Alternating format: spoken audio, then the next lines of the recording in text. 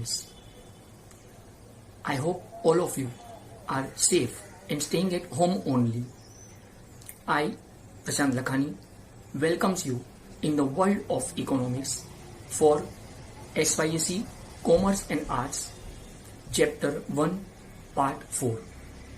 Friends, till now we have covered the topic of meaning, definitions, features and scope of microeconomics. Today we are on the last topic of the chapter for microeconomics is importance of microeconomics. In our last lecture we have discussed कि दुनिया की हर वो चीज जो बुरी है, जो खराब है, जो गलत है, it does not mean कि वो काम की नहीं है.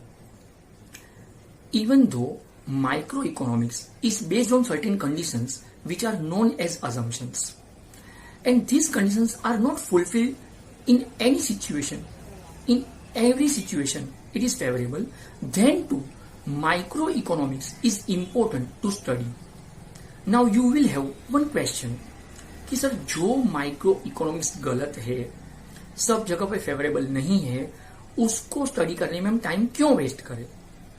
इन my last lecture also I have given you some examples कि सांप का पॉइजन बहुत खराब चीज है फिर भी काम का है. दारू जब दवा के साथ मिल जाए तो वो दवा दारू बन के मेडिसिनल कंपाउंड हो जाता है. Similarly microeconomics has some importance. Let's begin with the topic. Our first point is useful to the government. Friends, microeconomics helps the government in framing economic policies such as taxation policy, price policy, public expenditure policy, etc. It helps the government in promoting welfare of the economy. आप बोलेंगे sir जो micro economics individual behaviour को study करता हो वो government को help करेगा. हाँ, सुनने में जरूर ये कुछ अलग सा लगता है. क्या ये पॉसिबल है कि कोई एक या दो इंसान की वजह से गवर्नमेंट अपनी टैक्स की पॉलिसी चेंज करे, अपने बिजनेस के रूल्स या नॉर्म्स चेंज करे? But it happen. फ्रेंड्स, इन सब चीजों को समझने के लिए we should have some hypothetical case studies. ये वो एग्जांपल्स होते हैं जिसका कोई रिटर्न प्रूफ हमें नहीं मिलेगा. मेरे टीचर्स के पास से मुझे सुनने को मिला, मैं आपके साथ शेयर कर सकूं. यस, ये वो सब इंटरेस्टिंग एग्जांपल है जो एग्जांपल आपको ना कोई गूगल देवता, ना कोई फेसबुक, ना कोई व्हाट्सएप देवी, ओके, ये सबसे नहीं मिलता है. और ये काफी इंटरेस्टिंग होते हैं. ये इतने मजेदार एग्जाम्पल होते हैं कि इतना मजा आपको शायद आईपीएल में भी नहीं आएगा. ये सब चीजें सिर्फ PIL, प्रशांत सर्स इंटेलिजेंट लेक्चर, बस इसी में मिलेगी. Just part of kidding. Friends, एक इंडिविजुअल कंज्यूमर, एक इंडिविजुअल प्रोड्यूसर, कोई एक चीज से, कोई इंडिविजुअल से क्या फर्क पड़ता है गवर्नमेंट के पॉलिसी में? फर्क पड़ता है friends. Let me share one example with you. ये बात काफी सालों पुरानी है, इवन बिफोर माई बर्थ. ये उन दिनों की बात है फ्रेंड्स जब लोगों की मंथली सैलरी 50 रुपए के आसपास होती थी.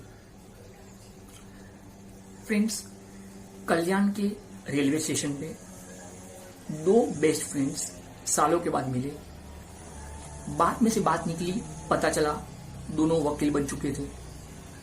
दोनों ने सोचा कि अगर हम दोनों पार्टनरशिप में कोई बिजनेस करें तो 6 महीने में लखपति बन सकते हैं. फ्रेंड्स, उन दिनों में लखपति का मतलब आज के करोड़पति से भी कहीं ज्यादा होता था. दोनों ने वहीं पर बैठ के एक नया आइडिया निकाला. उस वक्त कल्याण से CST, जिसका उस वक्त नाम VT स्टेशन था, कल्याण से CST तक का मंथली रेलवे पास 30 रुपए का था. उन्होंने एक नया क्रिएटिव आइडिया लाया. स्टेशन से थोड़ी दूरी पे एक छोटे से छपरे के नीचे बैठकर एक टेबल और 2 कुर्सी लगाया और एक पाटियां मार दिया.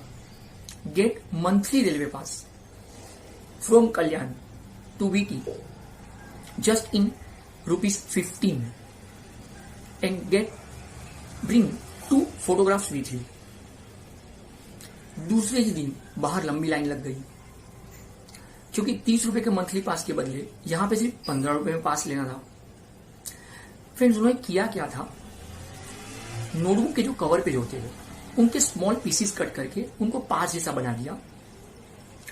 जो भी बंदा आता था उनसे 15 रुपया लिया जाता था। उनके 2 फोटोग्राफ लिए जाते थे। एक फोटो को उस पुट्ठे पे चिपकाया जाता था और एक फोटो उनके पास रहता था और 15 रुपया ले लिया जाता था। उनको ये कहा जाता था कि now you should not by any ticket और पास फ्रॉम रेलवे। लोगों के लिए ये बहुत अच्छी बात थी, उनके 15 रुपए बच रहे थे। नाउ वन क्वेश्चन कि क्या ये पास वैलिड था? बिल्कुल नहीं फ्रेंड्स।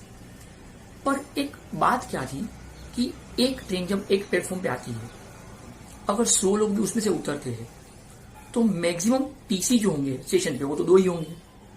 अगर 2 टीसी 2 लोगों को पकड़ भी ले, उनके लिए रिसीप बनाए, तब तक बाकी के 98 लोग वहां साइड से निकल लेंगे। तो अगर एक दिन में सपोज 100 लोग भी ये पास बनाते हैं तो इनको कमाई हो रही थी 1500 रुपए की। अगर एक दिन में 10 लोग भी पकड़े जाते हैं तो 50 रुपीज पर हेड की पेनल्टी के हिसाब से 500 रुपया पेनल्टी का होता था। इन्होंने ये रूल रखा था कि अगर आप पकड़े जाते हो तो आप पेनल्टी पे कर दो और वो रिसीप्ट हमें लाके दे दो और हमारा कार्ड हमको दिखाओ, we will give you 50 rupees back. तो कंज्यूमर को, पब्लिक को कोई पेनल्टी अपनी जेब से नहीं जा रही थी। तो आसान सा बात था कि पब्लिक को फायदा था। 3, 4, 5, 6 महीने तक ये बात चलती रही। They became lakhpati of course. After some of the months जब रेलवे डिपार्टमेंट को ये समझ में आया कि उनकी अथॉरिटी के पास कोई खरीद नहीं रहा है, तो इसके लिए एक कमेटी बिठाई गई इसकी इंक्वायरी के लिए। 2 ऑफिसर्स इसकी रिसर्च में लग गए। जब उन तक ये बात पहुंची कि कोई 2 बंदे पार्टनरशिप में ऐसा एक इलीगल बिजनेस कर रहे हैं, वहां पे जाकर उन्होंने वही 2 पास बनवाए अपने लिए। जब पूरी बात समझ में आई तो उनको अरेस्ट किया गया। लोकल मजिस्ट्रेट के सामने ये केस दाखिल हुआ। मजिस्ट्रेट ने दोनों बंदों को पूछा कि do you feel guilty, it's a fraud case. दोनों ने कहा सर हम भी वकील हैं, कायदे हम भी समझते हैं, हमें ये समझाइए कि इंडियन कॉन्स्टिट्यूशन के हिसाब से any Indian citizen can perform any business activity but the condition is it should not be harmful to any other Indian citizen. Sir हमारे इस बिजनेस से पब्लिक को 15 रुपए का पर मंथ फायदा ही हो रहा है, नुकसान तो किसी को नहीं है। बात तो सच थी। मजिस्ट्रेट ने कहा कि 2 महीने के लिए इस केस को मुलतवी रखते हैं, लेकिन ये 2 महीने आप मुंबई छोड़ के कहीं नहीं जाओगे और ये 2 महीने आप ये काम भी नहीं करोगे। दोनों ने अग्री कर लिया, बोले कोई बात नहीं है, ऐसे भी हम लखपति बन चुके हैं। इन 2 महीनों में मजिस्ट्रेट ने हायर अथॉरिटी तक ये केस समझाया। सुप्रीम कोर्ट के रिटायर्ड जज के सामने केस गया। केस की अहमियत समझ में आने लगी, क्योंकि actually it's a fraud, but constitution के वर्डिंग के हिसाब से कोई फ्रॉड नहीं था, क्योंकि यहां पे किसी को हार्मफुल कुछ नहीं हो रहा था। सुप्रीम कोर्ट के रिटायर्ड जज ने एक पैनल बिठाई और ये समझाया कि इस कॉन्स्टिट्यूशन के अंदर क्लोज में कुछ अमेंडमेंट लाके चेंजेस किए जाए। वो जो कायदा हमें बता रहे क्यों ना उस कायदे को ही बदलाया जाए। कायदा उन्होंने जो बताया वो ये था कि any Indian citizen can perform any business activity but the condition is it should not be harmful to any other Indian citizen. इस क्लोज में 2 वर्डिंग ऐड किए गए जहां पे लिखा गया इंक्लूडिंग गवर्नमेंट, क्योंकि इंडियन रेलवे गवर्नमेंट डिपार्टमेंट का है, तो पब्लिक के साथ साथ गवर्नमेंट को भी ये बिजनेस हार्मफुल नहीं होना चाहिए। आफ्टर 2 मंथ्स जब ये केस रीओपन हुआ, मजिस्ट्रेट ने आज दोनों वकीलों को बुला के कहा कि आज मैं आपको इंडियन कॉन्स्टिट्यूशन दिखा रहा हूं विथ अमेंडमेंट, जहां पे लिखा गया है कि any Indian citizen can perform any business activity but the condition is it should not be harmful to any other Indian citizen including government. Now it's a fraud case, now do you feel guilty? दोनों वकीलों ने कहा sir against sorry, क्यों guilty? हम दोनों वकील हैं, कायदे हमको भी पता है। सर हमें यह भी पता है कि अगर आप कोई कायदे में अमेंडमेंट लाते हैं, कोई चेंजेस करते हैं, तो आपको उसका रजिस्ट्रेशन कराना पड़ता है, जो आपने जरूर किया होगा, जिसमें डेट भी मेंशन करना पड़ता है। तो आपने डेट भी मेंशन किया होगा। सर बताएंगे वो डेट कौन सा है? मैनेजर कहा यस श्योर, बिफोर 15 डेज। बोले सर आपने 2 महीने से हमारा बिजनेस बंद करा के रखा है। तो जब ये कायदा बना तब हमारा बिजनेस नहीं था, जब हमारा बिजनेस था तब ये कायदा नहीं था। Ultimately it's not a fraud case. Finally दोनों वकीलों को मुंबई के बाहर भेजा गया with their property rights and money. Friends, क्या आज मैं और आप ये बिजनेस कर सकते हैं? द आंसर इज नो, क्योंकि अब ये कायदा बदला जा चुका है। But because of just 2 lawyers, Indian government को अपने पॉलिसी में चेंजेस करने पड़े। So this is the proof कि even though micro economic studies about individual behaviour, but it's very important to make some changes in our tax policy, in our price policy for the government. That was our first point, useful to government. Our second point is business decisions. Friends, microeconomic theory helps in taking some business decisions like production level, consumption level, prices of commodities, cost of production, etc. हर छोटे से छोटे consumer को, हर छोटे से छोटे producer को भी ये अपने डिसीजन लेने में माइक्रो इकोनॉमिक्स हेल्प करता है। Again one more hypothetical example, जिसके कोई प्रूफ हमें नहीं मिल सकते। फ्रेंड्स, ये भी कुछ सालों पुरानी बात है। मुंबई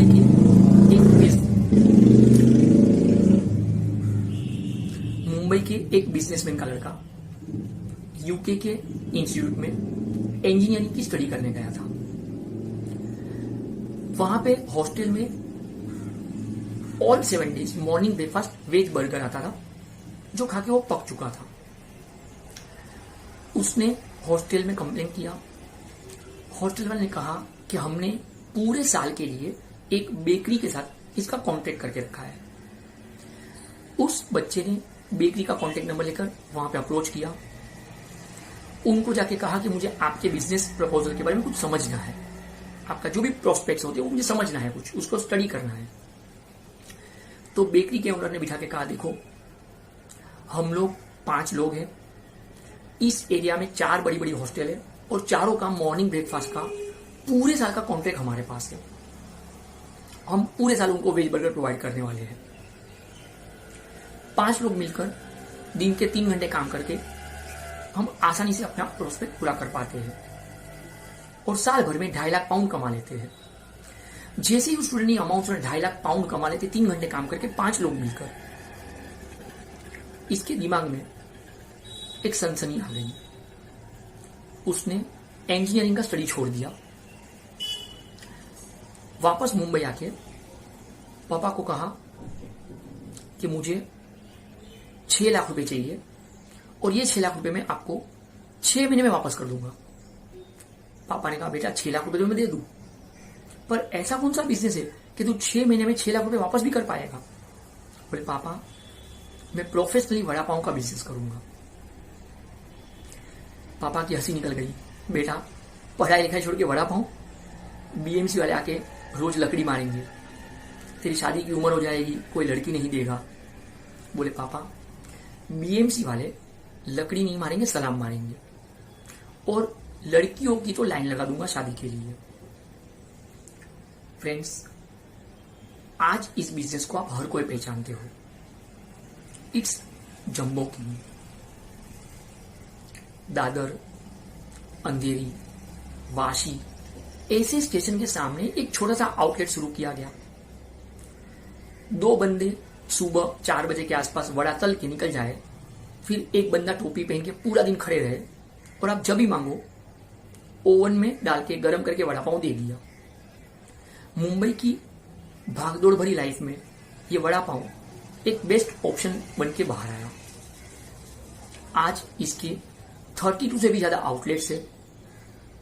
इसने लाइफस्टाइल के हिसाब से पूरा कॉन्टेस्ट चेंज कर दिया। एक वक्त था जब वड़ा पाव गरीब लोगों का खाना होता था, लेकिन आज पैसे वाले लोग चीज वड़ा पाव, सजवन वड़ा पाव, ऐसे सब के लिए 50 रुपीज तक खर्च करने को तैयार हो जाते हैं। तो friends, just because of one veg burger in UK, okay, हम आज वड़ा पाव के पूरे कॉन्सेप्ट को प्रोफेशनली देख रहे हैं मुंबई में। तो microeconomic helps to take these types of decisions in business. That was our second point, business decisions. Third point is basis of welfare economics. Friends, microeconomics helps to understand how to make best use of limited resources. It also studies effects of taxation on welfare of the society. How to make best use of limited resources, इसको समझने के लिए हम एक बहुत अच्छे example की तरफ जाए। फ्रेंड्स, मुंबई में इतना क्राउड है कि लोकल ट्रेन हमेशा कम पड़ती है। 9 डिब्बों की थी तभी कम पड़ रही थी, 12 डिब्बों की करो, 15 डिब्बों की करो, ये कम ही पड़ती है। प्लेटफॉर्म पे पैर रखने की जगह नहीं है, ट्रेन में चढ़ने की जगह नहीं है, ये एक हकीकत है। फ्रेंड्स, जो लोकल ट्रेन के डिब्बे आज आप देख रहे हैं, ये स्पेन की देन है। ये डिजाइनिंग स्पेन की दी हुई है। इसके पहले की जो लोकल ट्रेन थी वो जर्मनी की देन थी। पर फ्रेंड्स, क्या फर्क पड़ा है?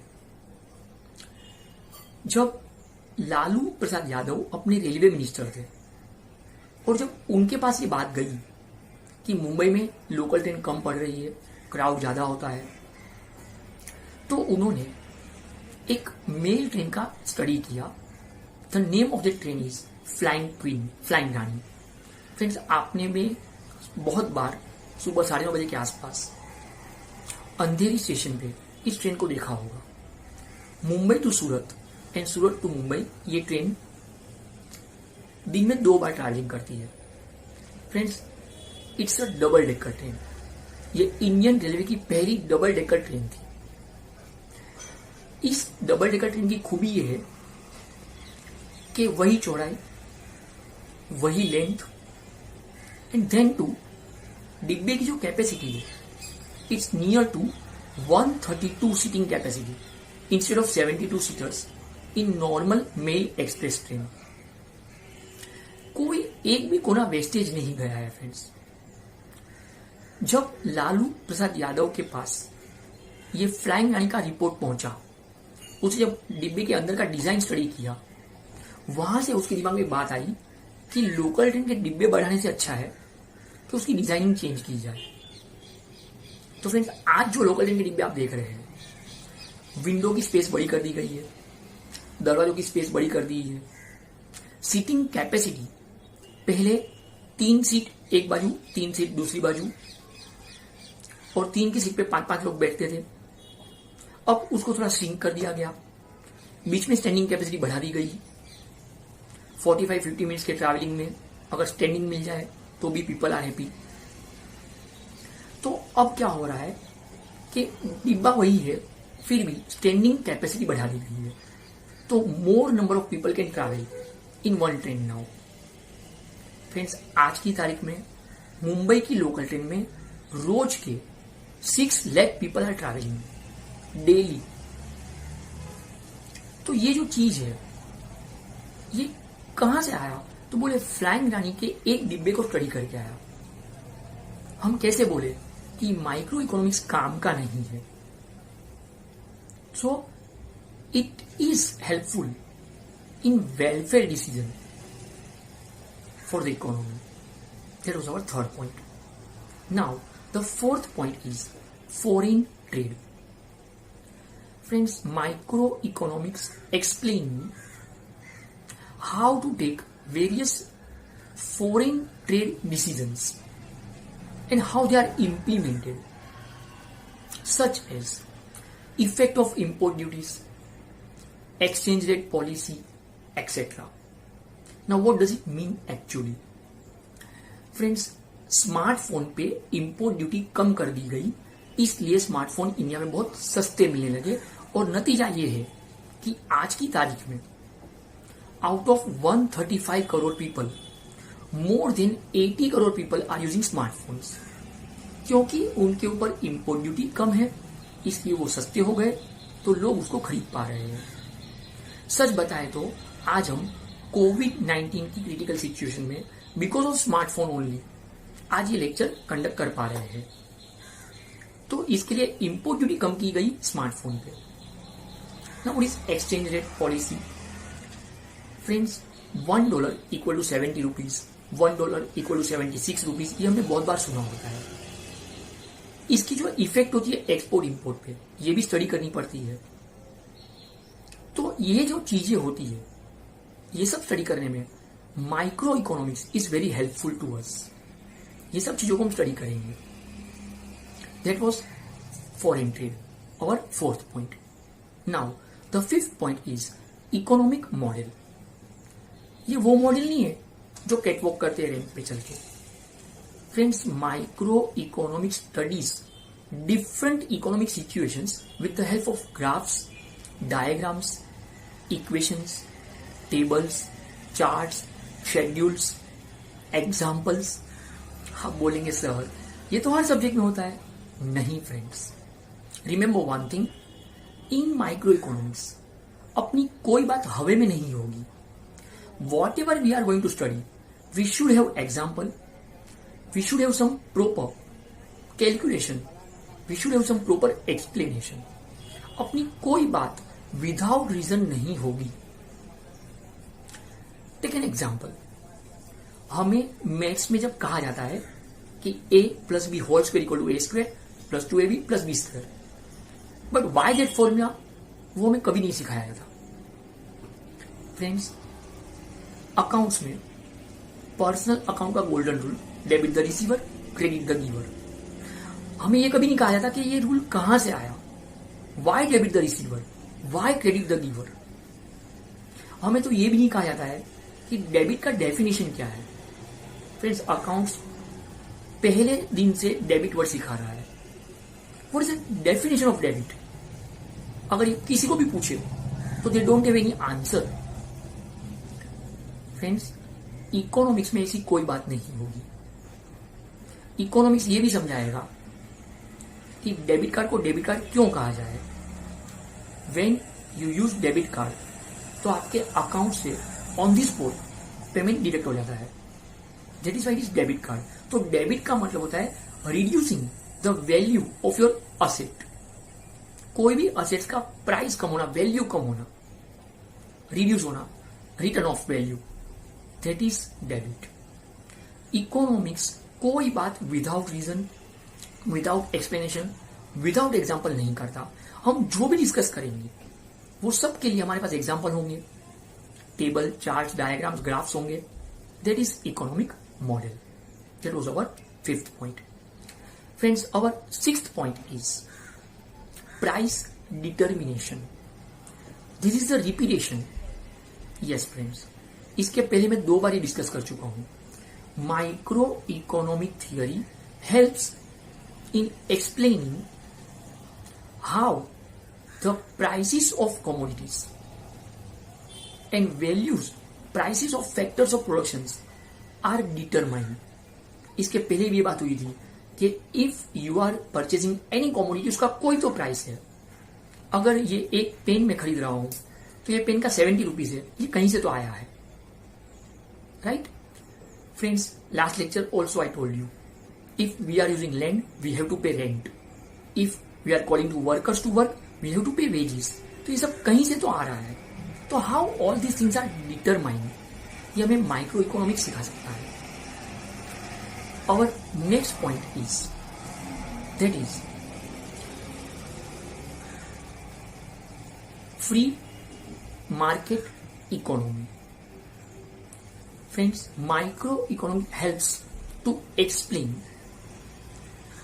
any single producer what to produce, how to produce, how much to produce, there is no any government intervention.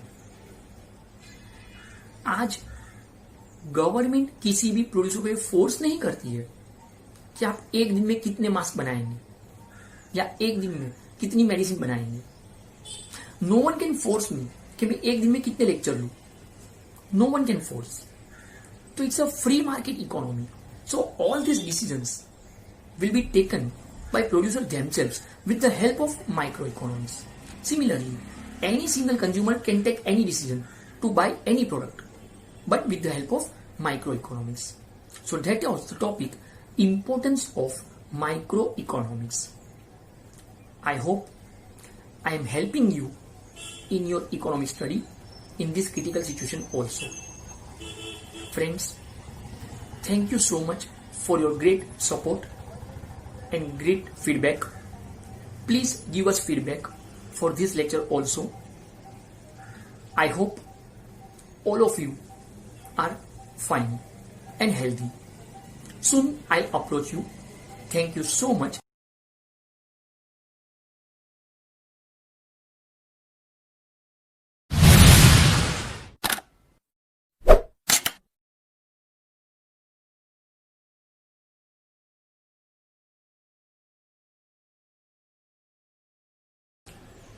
Hi dear friends, I hope all of you are safe and staying at home only. Friends, I, Prashant Lakhani, again welcomes you in the world of economics, SYSC Commerce and Arts, Chapter 1, Part 5. Till now, friends, we have covered the topic of meaning, definitions, features, importance and scope of microeconomics. Today we are going to start with our second part of chapter 1, that is macroeconomics.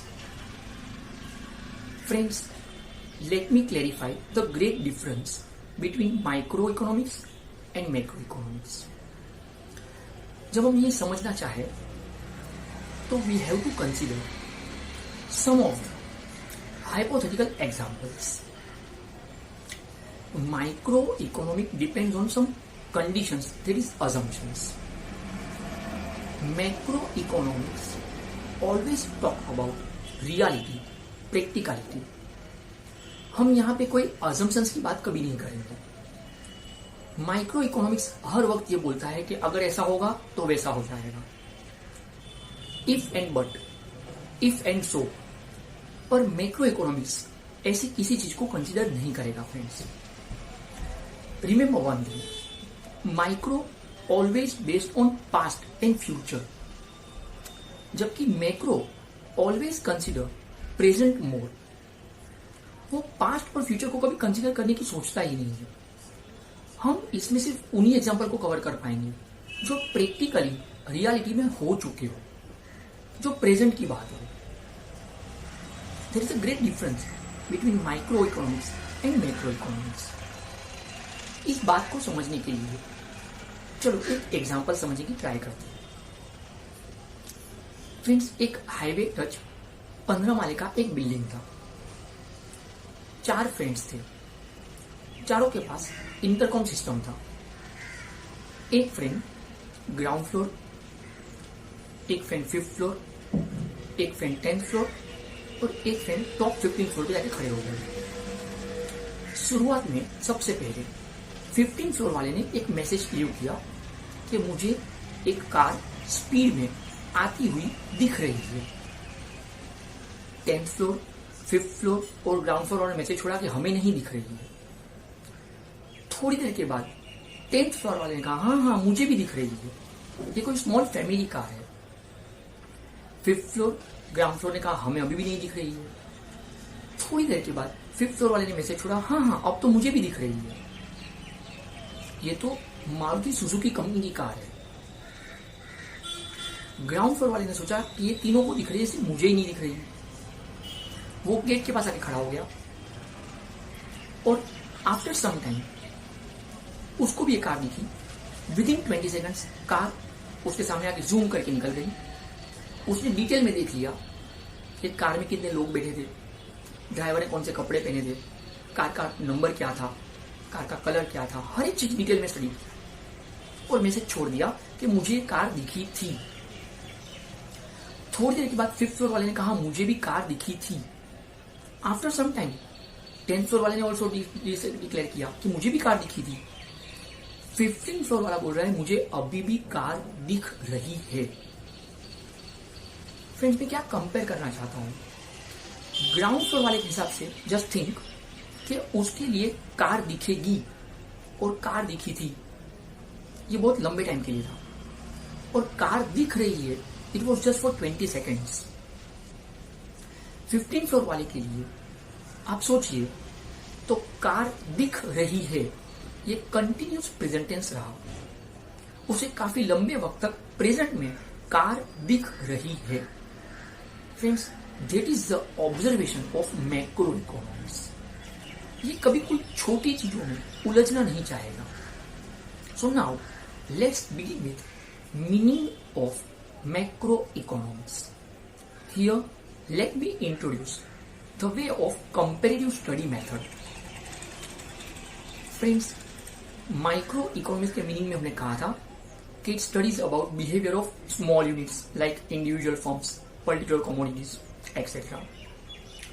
यहां पे हम बोल पाएंगे कि the term macro is derived from the Greek word macros which means large. So what does it mean? तो macro economics studies about the behaviour of the economy as a whole and not one part of the economy. हम ये नहीं बोलेंगे कि Mumbai develop हो रहा है, हम ये बोल पाएंगे कि पूरा इंडिया डेवलप हो रहा है, या तो पूरी इंडियन इकोनॉमी बूम पे चल रही है, या तो पूरी इंडियन इकोनॉमी रिसेशन में है। हम ये नहीं बोलेंगे कि मुंबई डेवलप हो रहा है और दिल्ली रिसेशन में है। It's not like that. तो it studies the behaviour of an economy as a whole, such as national income.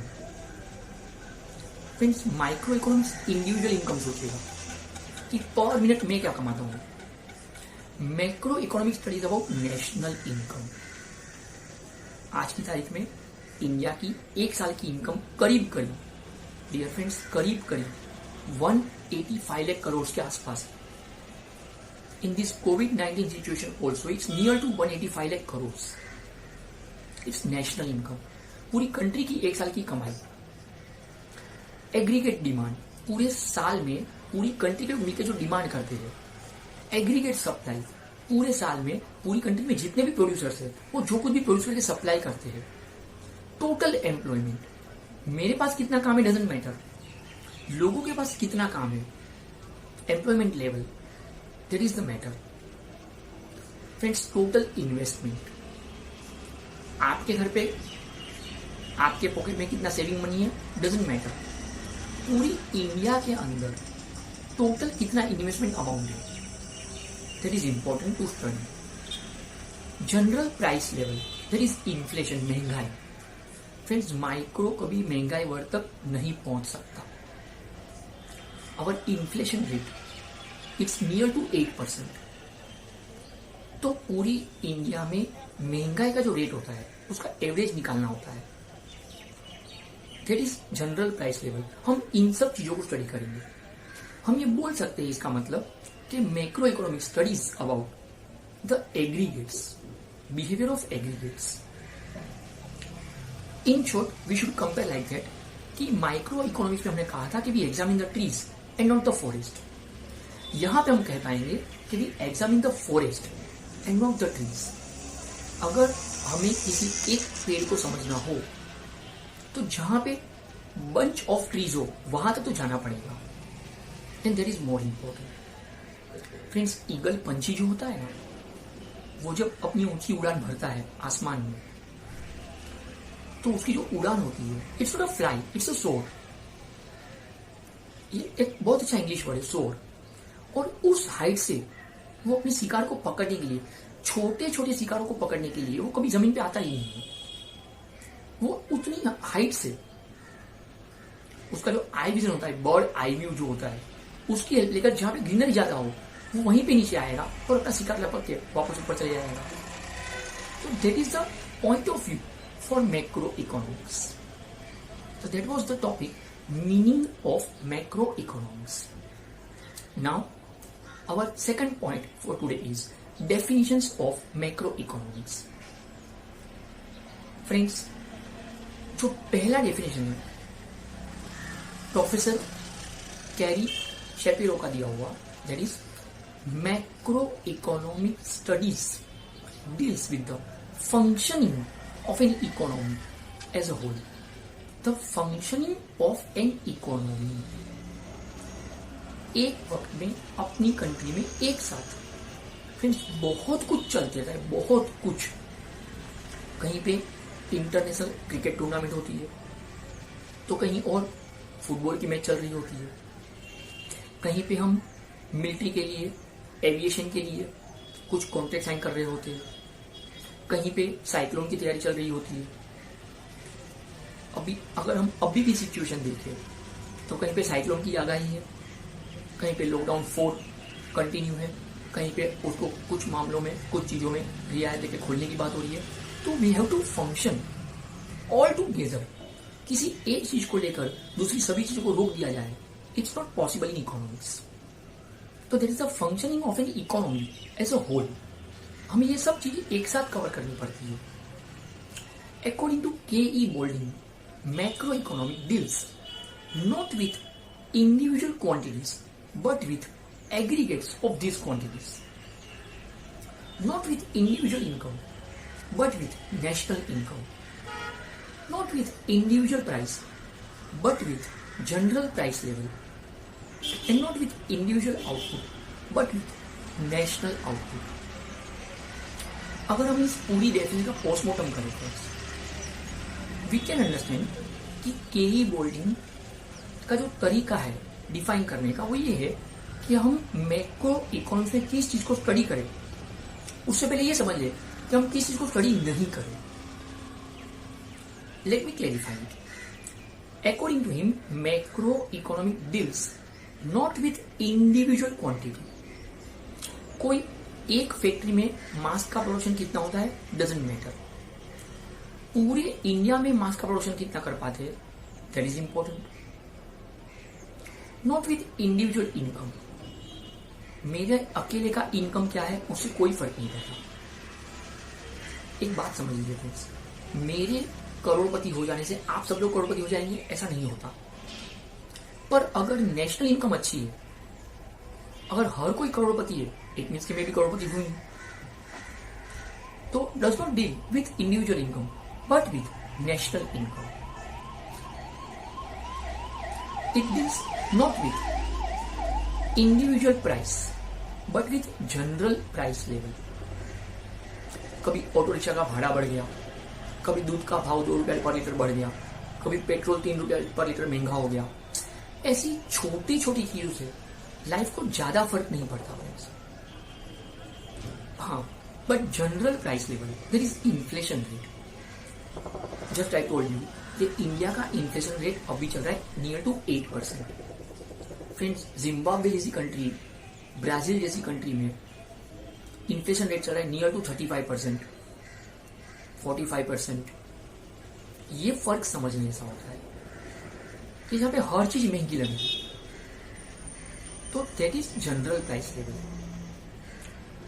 So macro economic deals not with individual price but with general price level, not with individual output but with national output. पूरी country एक साल में एक सुई से लेकर एक aeroplane तक जो कुछ प्रोड्यूस कर पाए, whatever we can produce from one single needle to one single aeroplane, whatever, ये सबको एक साथ एवरेज निकाल के गिनना, there is national output. So that is a topic of definitions of macroeconomics. Now we are on the topic scope of macroeconomics. हमें ये समझना होगा कि जो मैक्रो इकोनॉमिक्स एग्रीगेट स्टडी करने की बात करें, वो हमें कहाँ कहाँ काम लगे, ये किस हद तक हमें स्टडी करने में हेल्प कर सकता है।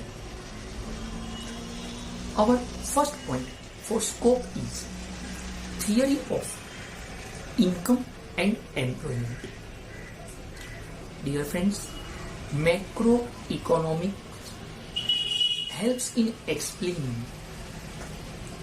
how to determine different factors determining level of national income and employment, as well as what are the causes which can fluctuate the level of national income and employment.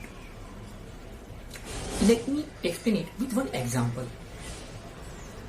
जिस country का national income अच्छा होता है वहां पे रोजगार के chances बढ़ जाते हैं, एम्प्लॉयमेंट लेवल बढ़ जाता है, क्योंकि उतना प्रोडक्शन ज्यादा होगा तभी तो उनका इनकम बढ़ा होगा। तो उतना प्रोडक्शन बढ़ाने के लिए they need more workers. Friends, ये दोनों चीजें एक दूसरे पे इंटरडिपेंडेंटली कनेक्टेड है, और अगर कोई एक चीज में फर्क आएगा तो उसकी इफेक्ट दूसरे पे डेफिनेटली दिखाई देगी। अगर लेवल ऑफ एम्प्लॉयमेंट नीचे आएगा, अनएम्प्लॉयमेंट बढ़ेगा, तो डेफिनेटली उस कंट्री का नेशनल इनकम नीचे दिखाई देगा। पर बहुत बार इसमें बहुत अदर फैक्टर्स भी कनेक्टेड होते हैं, अफेक्टिंग होते हैं। अगर आज से 20 साल पहले इंडिया से कोई मुझे बोलता कि सर मैं भी अमेरिका जाके कमाना चाहता हूँ, तो मैं बोलता जा बेटा जा, जी ले तेरी जिंदगी। पर आज अगर कोई बोले कि सर मैं अमेरिका जाके कमा लूँ, अमेरिका जाके कमा लूं, ये सुनने में आज अच्छा लगता है। फ्रेंड्स, अमेरिका में every year near to 1 lakh people become unemployed every year. अगर हम लेटेस्ट सिचुएशन अभी की बात करें, इस क्रिटिकल सिचुएशन की बात करें, फ्रेंड्स, अब तक अमेरिका में, आई रिपीट माई वर्ड, अब तक अमेरिका में near to 80 lakh people have declared कि दे आर अनएम्प्लॉयड, जो इंडिया में अब तक नहीं हुआ है। तो इन चीजों को जब कंपेयर करना हो, स्टडी करना हो, तो we need macro economics. Microeconomics इन लेवल पे डिस्कशन नहीं कर सकता। That was the point, theory of income, level of income, national income and employment. Friends, our second point is theory of general price level and inflation. Just before some time I told you general price level. Friends, macroeconomic helps to study, helps to understand, helps to explain what are the different factors and how they determine general price level. Inflation हम गिनते कैसे होंगे, इसके तौर तरीके क्या, इसके लिए हमें कुछ कैलकुलेशन, कुछ इंडेक्स नंबर जैसे टॉपिक की हेल्प लेनी पड़े? Of course yes. इन चीजों को समझना उतना आसान नहीं होता friends. Let me give you one example. हम जरूर ये सुनते हैं कि महंगाई बहुत बढ़ गई है, महंगाई बहुत बढ़ गई है, महंगाई बहुत बढ़ गई है। अपने पेरेंट्स भी बार बार बोलते होंगे कि उनके जमाने में इतना महंगाई नहीं था। Friends, the fact is in the year of 1991, the rate of inflation in India was more than 10%. So, in the year of 1991 in India, the rate of inflation was more than 10%. And for some time, it reached up to 17%. But at present, we are near to 8%. तो भी हम ये सुनते हैं कि उस वक्त ज्यादा महंगाई है, सॉरी, इस वक्त ज्यादा महंगाई है। नहीं friends, there is a great difference in our lifestyle, जिसकी इफेक्ट जनरल प्राइस लेवल पे होती है। 20 साल पहले स्कूल कॉलेज की कैंटीन में एक समोसा 50 पैसे का मिलता था, और वो भी काफी बड़ा कि एक खाया तो पेट भर जाए, और chutney free free free unlimited. और उस वक्त मोबाइल का एक phone out going call charge per minute it was near to 12 rupees per minute out going call charge. आज total situation is reciprocal friends. आज एक समोसा 12 रुपए के ऊपर हो गया और मोबाइल का out going call charge near to 50 पैसे हो गया। What is the reason behind this? Our thinking of life, our lifestyle, standard of living does matter. उस जमाने में लोगों को लगता था कि पेट भर के समोसा खा लेना चाहिए, मोबाइल नहीं होगा तो चलेगा। आज हमें लग रहा है कि पूरा दिन भूखा रहेगा तो चलेगा, मोबाइल तो चाहिए। अगर एक दिन के लिए व्हाट्सएप या इंस्टाग्राम अनइंस्टॉल हो गया तो बेचैनी बढ़ जाती है फ्रेंड्स। एक दिन के डेटा पैकेज नेट खत्म हो गया तो बेचैनी बढ़ जाती है, ऐसा लगे जग सूना सूना लगे। तो that is the problem of our lifestyle. तो महंगाई बढ़ी नहीं है फ्रेंड्स, महंगाई टर्न आउट हुई है। ऐसी सब चीजों को समझने के लिए we need macro economics and there is our second point of theory of general price level and inflation. Our third point is theory of growth and development. Friends, macroeconomics shows and helps to study to explain what are the different factors are responsible for underdevelopment, poverty, and it also suggests some strategies to overcome this situation. हाँ, ये अच्छा है कि सुनने में तो बहुत अच्छा लगता है कि गरीबी दूर करने के लिए वो कुछ स्ट्रेटेजी देते हैं। ये कितना इम्प्लीमेंटिंग होता है, कितना इफेक्टिव होता है, that is the second part. But macro economics हमें समझा सकता है कि गरीबी का लेवल क्या है। Friends, out of 135 crore of our population, आज भी इंडिया में near to 40 crore people are living below poverty line. Friends, आज भी near to 20 crore of population in India, they are earning less than, I repeat, they are earning less than 100 rupees per day.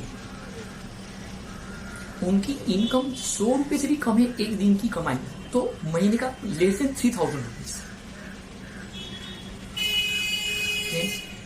इतने का तो मुंबई में एक normal college student सिर्फ महीने भर का नाश्ता, फ्रेंकी, पास्ता और मोबाइल का डेटा पैक उसमें खत्म कर देता होगा।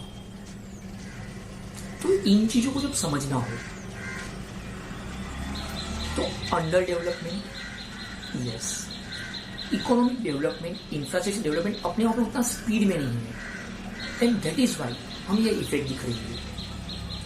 अगर आपके पास लेटेस्ट नॉलेज हो तो पिछले कुछ दिनों में जो 20 लाख करोड़ का पैकेज देने की बात हुई, उसमें आप देखें कि गवर्नमेंट ने सबसे ज्यादा, इसलिए अगर आपने कभी सुना हो न्यूज में, मनरेगा पॉलिसी, इंफ्रास्ट्रक्चर डेवलपमेंट में जो वर्कर्स काम करेंगे उनको हम एक्स्ट्रा 90,000 करोड़ रिजर्व रख देंगे, 40,000 करोड़ एक्स्ट्रा और पे कर देंगे। ये सब इसलिए किया जा रहा है क्योंकि अंडर डेवलपमेंट ही गरीबी के लिए रिस्पॉन्सिबल है। तो अगर हम गरीबी दूर करना चाहते हैं तो we have to get the way for developing process, और वही सब पॉलिसी गवर्नमेंट डिक्लेयर कर रही है। देखो फ्रेंड्स, इसमें ये समझना कि आपको सुनकर थोड़ा स्ट्रेंज लगेगा, पूरी इंडियन इकोनॉमी में टोटल जो करेंसी अवेलेबल है, ₹2000, ₹500 नोट्स अवेलेबल है, it is just 14 lakh crore, 14 lakh crore currency available है। तो मोदी 20 लाख करोड़ कैसे डोनेट कर देगा? नहीं, ये ऐसा नहीं होता है फ्रेंड्स। ये सब चीजों को समझने के लिए we need study of macro economics. ये सब कुछ ऐसी पॉलिसी के थ्रू डेवलपमेंट लाने की बात है। तो 20 लाख करोड़ के डेवलपमेंट की बात है फ्रेंड्स, डोनेशन की बात नहीं है। It's a great difference. तब जाके हम गरीबी से लड़ सकते हैं। That was our third point, theory of growth and development. Friends, our last point for scope of macro economics is macro theory of distribution. मुझे ऐसा लगता है कि सबसे इजी पॉइंट है to understand. Macro economic shows the relative share of rent, wages, interest and profit in total national income of our country during 1 year. What does it mean?